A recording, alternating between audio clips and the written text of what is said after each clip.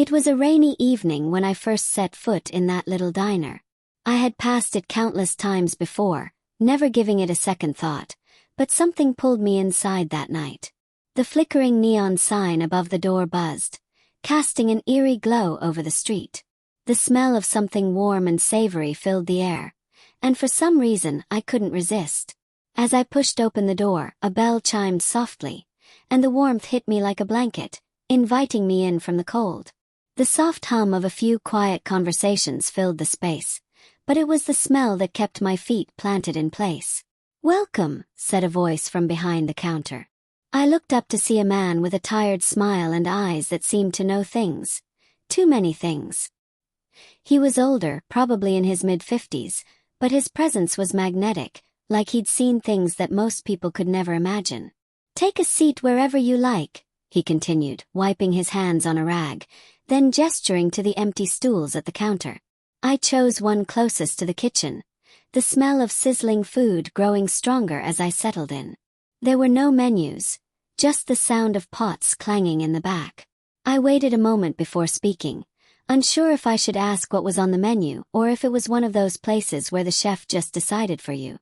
Before I could ask, the man, whose name was Frank according to his name tag, came over. "You look hungry," he said, studying me with an intensity that was almost unsettling. "How about a special on the house?" First I hesitated. Nothing in life is truly free, right? But there was something about Frank's offer that felt genuine, like he wasn't trying to sell me anything.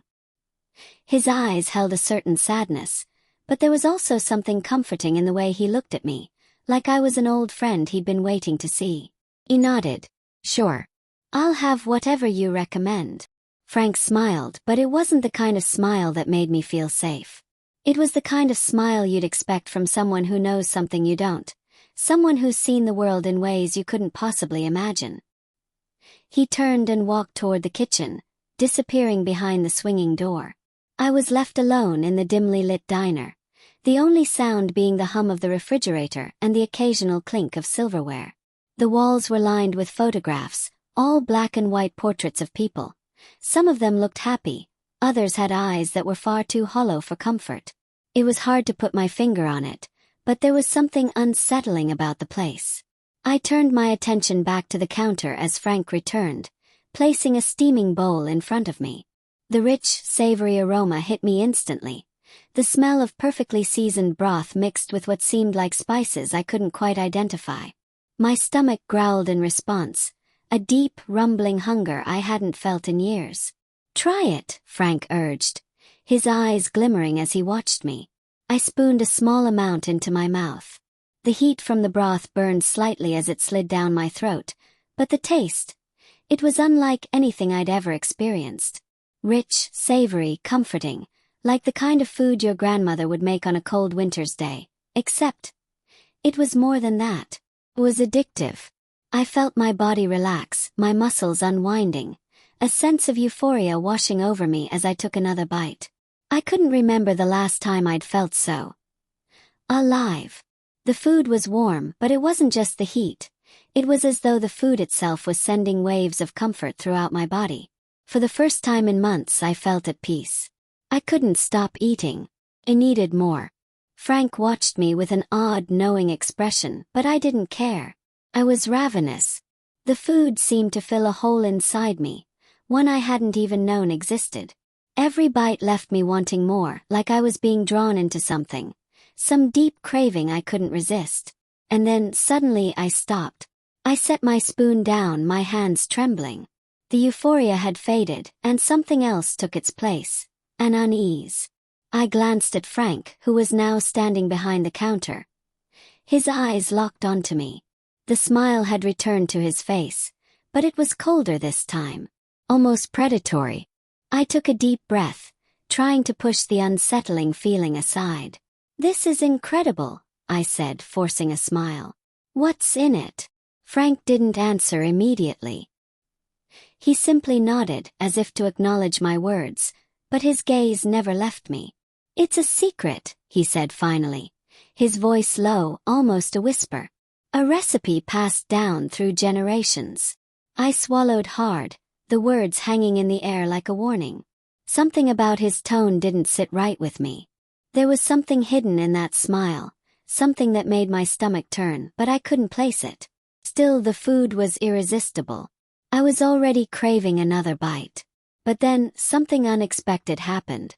My stomach churned, a sudden wave of nausea rising up from deep within me. I pressed my hand against my stomach, feeling a cold sweat break out across my skin.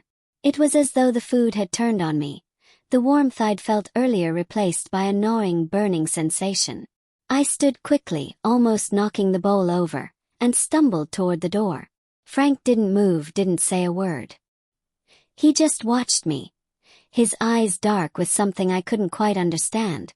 The bell above the door rang as I left, the cold night air hitting me like a slap in the face. I staggered to my car, my hands shaking. The feeling of unease grew with every step I took away from the diner, like I had just escaped something terrible. But as I pulled out onto the road, one question burned in my mind. What was in that food? I couldn't shake the feeling of unease that had settled in my stomach. Even hours after I'd left the diner, I could still taste the food lingering in my mouth, a strange aftertaste that I couldn't quite place. It wasn't bad, no, it was something else. Something I couldn't put my finger on, but I knew it wasn't normal. The moment I stepped into my apartment, I collapsed onto the couch, my mind racing with questions. What had Frank given me? Why did I feel so off? I tried to rationalize it. Maybe it was just the odd combination of ingredients, or maybe the warmth of the diner had tricked my body into thinking it was something more than it was. But deep down I knew that wasn't it. There was something wrong with that food. Something dangerous.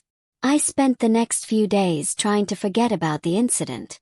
I buried myself in work, tried to push the memory of Frank's unsettling smile and the addictive food to the back of my mind. But the more I tried to ignore it, the more the questions gnawed at me. What had been in that bowl? I couldn't help but think about it every time I ate something else. Nothing tasted as good. Nothing felt as fulfilling. It wasn't long before I found myself back on that same rainy street. It was a Thursday evening, just like the first time I had walked into the diner, but this time there was no hesitation in my steps. Something inside me was calling me back to that place. My feet seemed to move of their own accord as I walked past the flickering neon sign. When I stepped inside, the bell chimed softly above the door, but this time there was no warmth. The air felt thick, like it was wrapped in some kind of invisible fog. I looked around. The diner was empty. The booths, usually occupied by quiet patrons, stood vacant, the tables undisturbed. The lights above me buzzed faintly, casting harsh shadows across the darkened room. Frank was behind the counter, exactly where I expected him to be. He didn't smile when he saw me, didn't greet me with his usual warm welcome. Instead, he just nodded, his eyes dark and unreadable. I walked up to the counter and sat in the same stool I had before, still not fully understanding why I was there, but knowing I needed answers. My stomach churned again as the smell of food wafted from the kitchen. The broth. That savory, addictive scent. Frank stood motionless for a moment, staring at me. "You came back," he said, his voice low, almost as if he were talking to himself. There was no surprise, no warmth, just an eerie calm. I hesitated, my voice faltering.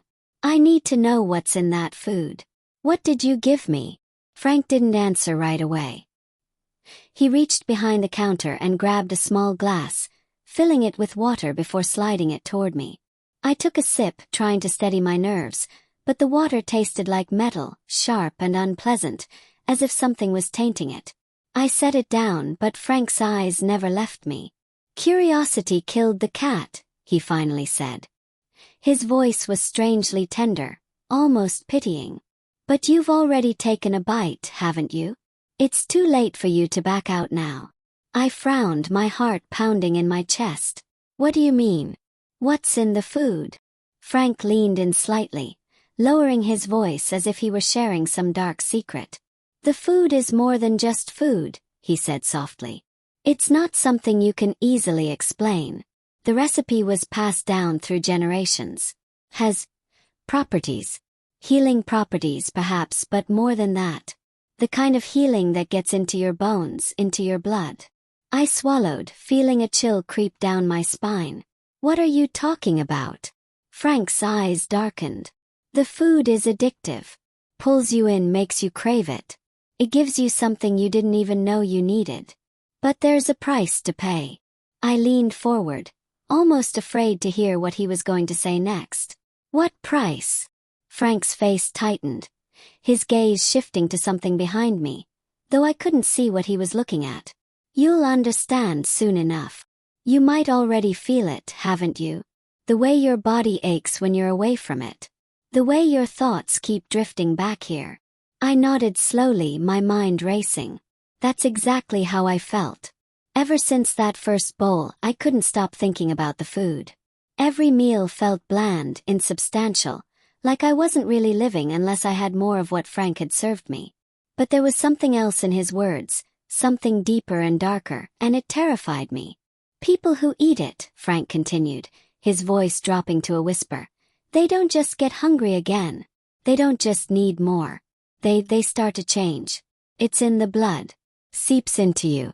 It becomes a part of you. I felt a wave of nausea hit me, but I couldn't tear my eyes away from his. Change? What do you mean?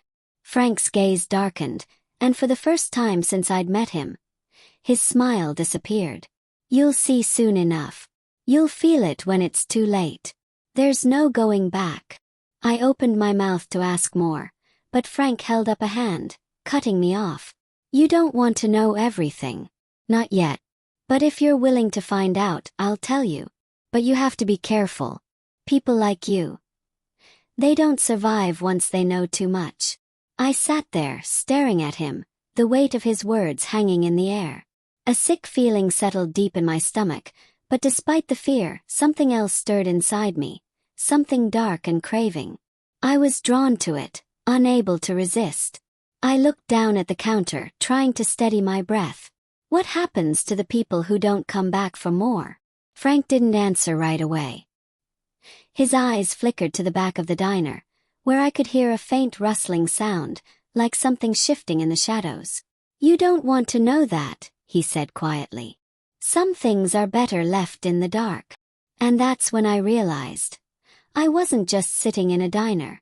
I was sitting at the edge of something much darker. The rest of the night passed in a blur, the weight of Frank's words heavy in my mind. I couldn't stop thinking about what he had said. The idea that the food had more than just physical properties, that it was changing people, altering them in ways I couldn't even understand, sent waves of unease through my body. But even as my mind raced with fear, I couldn't shake the pull, the undeniable hunger that gnawed at me. I needed more. I'd left the diner that night, but even as I walked down the quiet street, I could feel the grip of the craving tightening in my chest. My stomach rumbled, and I wondered if it was just hunger, or if it was something deeper. Something insidious that had burrowed its way into my very being. The thought of going home to the comfort of my apartment was unthinkable. Not without another taste. I found myself back there the very next night. The rain had started again, tapping gently against the windows of the diner as I pushed open the door. This time the atmosphere was different. The air felt heavier, suffocating almost, as if it was thick with secrets. Frank was there, of course, standing behind the counter, watching me with those deep, knowing eyes. I knew you'd come back, he said softly, as though he'd been expecting me all along. The food calls to you, doesn't it? I nodded without hesitation. I don't know what it is, but I need it. Frank smiled then, his expression almost sad, as if he knew what was about to happen. It's not just food anymore, is it?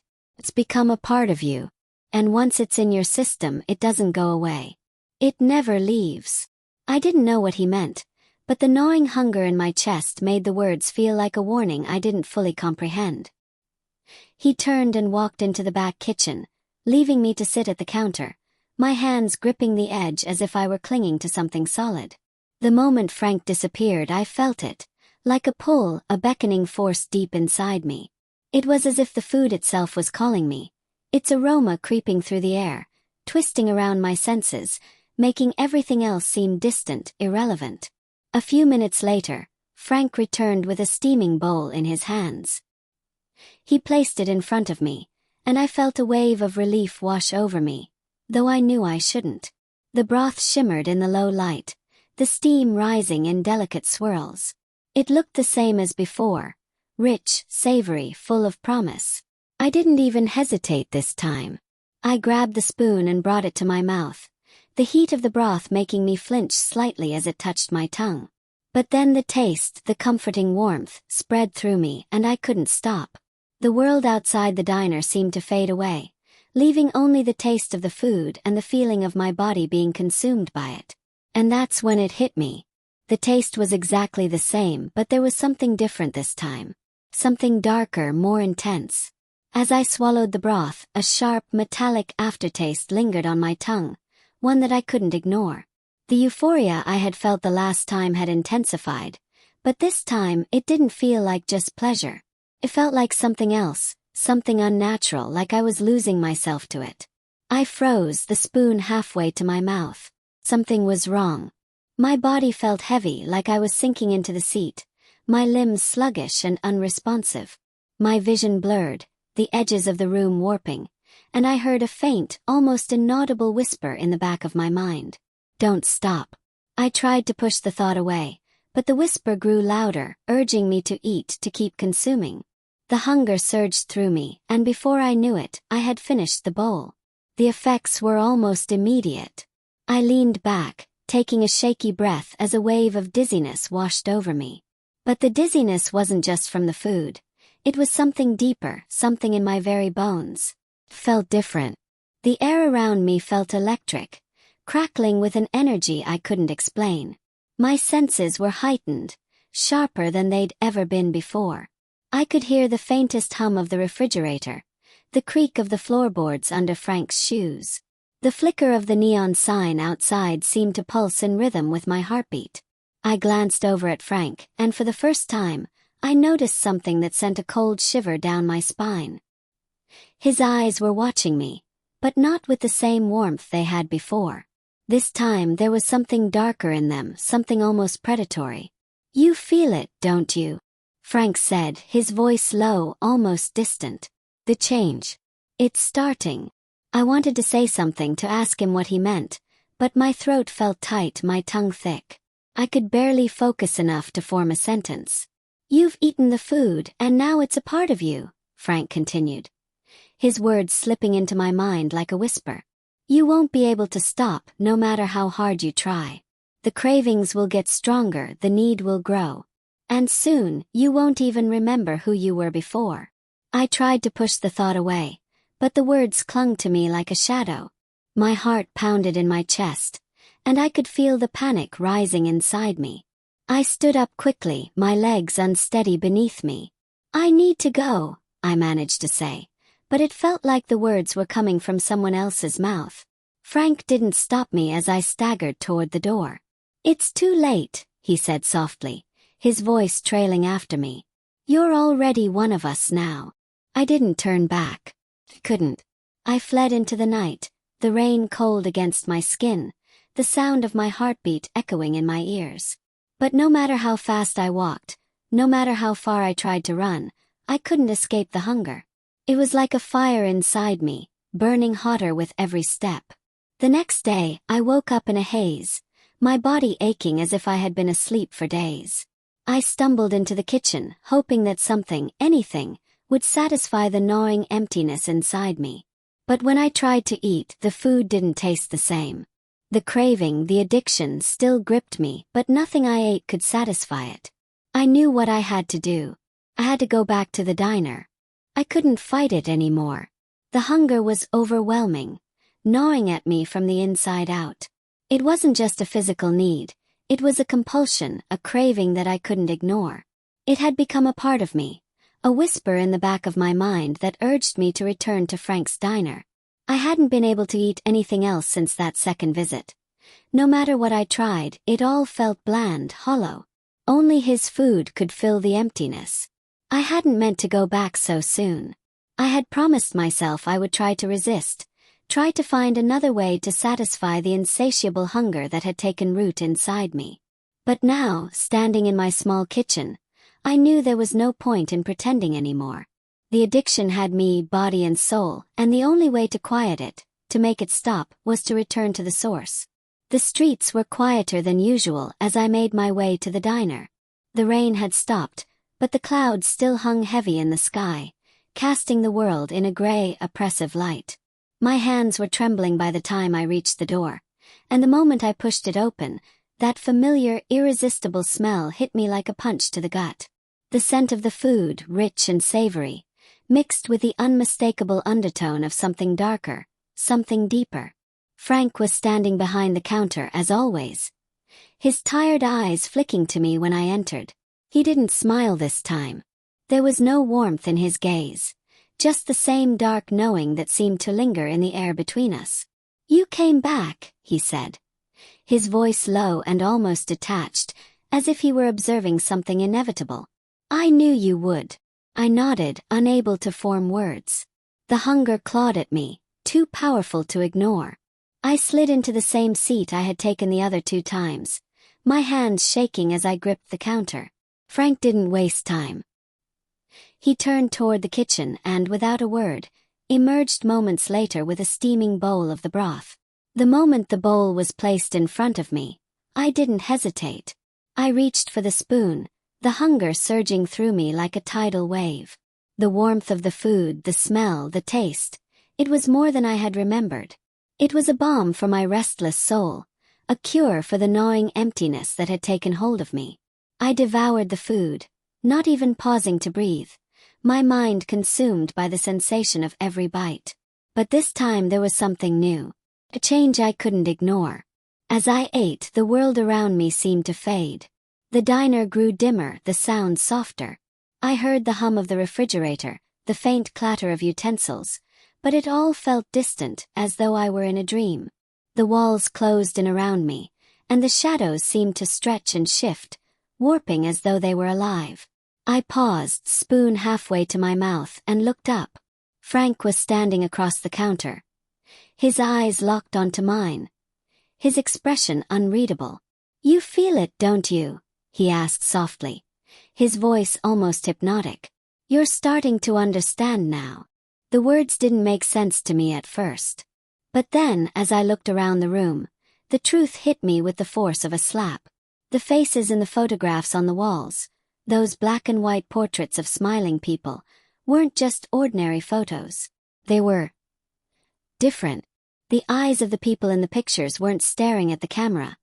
They were looking at me, their gazes following my every movement. The smiles that had once seemed harmless now twisted into something far more sinister. I felt a cold sweat break out across my skin. The hunger, which had once been so comforting, now felt like something else, something darker. "Why?" I tried to speak, but my throat felt tight. The air in the diner seemed heavier, pressing down on me. "What's happening?" Frank's lips curved into a cold smile, and he took a slow step toward me. "The food, the recipe, it's not just about feeding the body. It's about feeding the soul. You're not the first to come here, you know. This diner has seen more than its fair share of lost souls."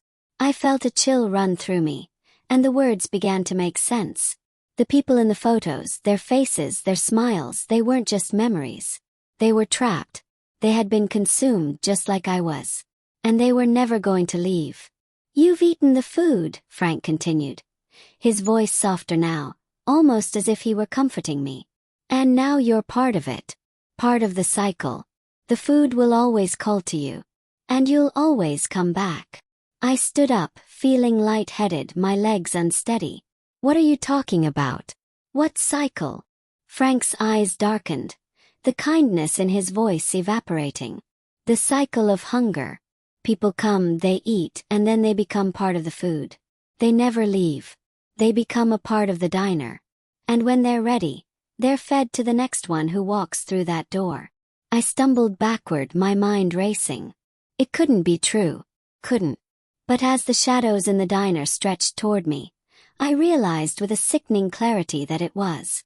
The faces in the photographs, the voices in the background, the eerie warmth of the food.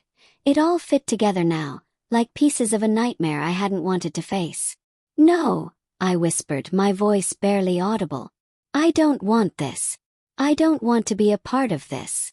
But Frank was already moving, his hand reaching out to gently touch my shoulder.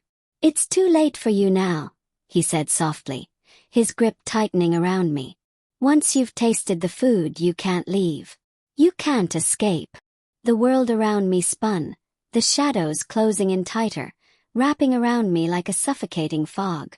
The hunger clawed at me from the inside, urging me to take another bite, to sink deeper into this twisted existence. But something inside me screamed to fight back, to break free. I pulled away from Frank's grip, stumbling toward the door. But as my hand touched the handle, I froze. The room seemed to shift, the air thickening, and the bell above the door jingled softly. And that's when I saw it, reflected in the glass of the door, a new face. My own. But not quite. The reflection staring back at me was smiling. And the smile was twisted, grotesque, just like the others in the photographs. And I knew, with horrifying certainty, that I had become one of them. One of the lost souls who would never leave. One of the hungry ones. The door swung open. I didn't know how long I stood there, frozen in place, my hand still gripping the door handle. Time had warped. The diner, the world outside, all of it seemed to stretch and bend in ways I couldn't comprehend. My reflection in the door was no longer mine. The smile twisted on my face, wide and unnatural, like something that had been forced there by an unseen hand. The shadows that surrounded me seemed to pulse, alive, as if the diner itself were breathing, waiting for me to surrender completely. I backed away from the door, my body trembling, the realization slowly sinking in. I wasn't going to leave. Not now. Not ever. The room seemed to close in on me, the walls pressing tighter, suffocating me with their oppressive weight. Frank's voice echoed in my mind, his words a dull hum in the background. "Once you've tasted the food, you can't leave. You're part of the cycle now." I wanted to scream, to fight against this curse that had settled over me, but the hunger was unbearable. It was a living thing, coiling inside my chest, forcing me forward. My body moved on its own, driven by the compulsion to return to the counter, to the food that had ensnared me. I didn't even fight it anymore. Couldn't. I sat back down in the booth, my hands shaking as I stared at the empty bowl before me. The craving swelled, rising in my throat, choking out any thought of escape. Frank didn't say anything as he placed a fresh bowl of the broth in front of me, his eyes distant and knowing. I didn't even question where the food came from anymore. He knew. It wasn't food at all. It was something else. Something alive. I reached for the spoon, my hand moving as if it were not my own. The broth was steaming, inviting, and I didn't hesitate this time. The first spoonful was like a wave of euphoria. The hunger inside me quieted for a moment, but only for a moment. The taste was richer, darker, more intense. I couldn't stop. I couldn't fight it. And then, with every bite, I felt it change. It wasn't just in my stomach, in the way the food settled into my bones. It was deeper than that. It was in my soul. My body felt foreign to me, as though it were no longer my own. The shadows around me seemed to bend, twisting and distorting, and in the edges of my vision, I could see faces. Faces that weren't there before. People trapped, their eyes pleading with me to stop. Their mouths moving but no sound came out. They were ghosts. They were the ones who had come before me, the ones who had been consumed by the cycle, and now they were just reflections. Fragments of what they once were. I pushed the bowl away from me, gasping for air. I wanted to scream, to run, but the hunger still clawed at me. I wanted more. I needed more. Frank stood in front of me now, his expression unreadable. "You can't stop, can you?" His voice was low, almost mournful. "It's too late for you. Just like it was for all the others. The food. It doesn't just feed the body. Feeds the soul. And once your soul is fed, you become part of it. Part of the cycle. You'll never escape. I stood up abruptly, feeling dizzy, my vision blurring. The diner seemed to stretch infinitely, the walls bending inwards like they were folding into themselves. I stumbled backward, trying to make my way to the door, but I couldn't get there. The walls closed in on me, the air growing thicker with each step. Please, I whispered, my voice cracking. Let me go. I don't want this. I don't want to be a part of it. Frank shook his head slowly. You already are. You always were. The moment you took the first bite, you were ours. The shadows in the diner surged toward me, creeping along the walls, thickening like smoke. They wrapped around my limbs, pulling me toward the counter. I tried to break free, but the darkness held me tight, squeezing the breath from my lungs. The hunger inside me surged again, stronger than before, and I couldn't fight it. It wasn't just food, it was a force. A force I couldn't resist. I opened my mouth to scream, but nothing came out. The shadows surged around me, suffocating me, and the last thing I saw before I blacked out was Frank's face. His cold, knowing eyes watching me. When I woke up, the diner was empty. I was still sitting at the counter, my hands clutching the edge, my body cold and stiff. The room was dark, the neon sign outside flickering weakly in the dim light. There was no sign of Frank. No sign of anyone. Just the quiet hum of the diner, the faint rustle of the shadows creeping along the walls. I stood up slowly, my legs weak beneath me, and as I walked to the door, I saw the reflection in the glass. It was my own face, but it wasn't. The smile was stretched wide, far too wide, and the eyes staring back at me were dark, empty. Hello. And then I understood. The food, the broth, it had consumed me, just like it had consumed all the others. It had taken me, body and soul, and now I was part of the cycle. The food would call to me again, and when it did, I would return. I would feed, and I would become a part of the diner, just like all the others who had walked through that door before me. I turned away from the door, and before I knew it, I was back at the counter. I could already smell the food, its aroma drawing me in, its pull irresistible. The hunger clawed at me again, and I knew I couldn't fight it anymore. I was trapped. And as I took the first bite, I realized that the cycle would never end. I would never escape. I was part of the food now, and I would always come back.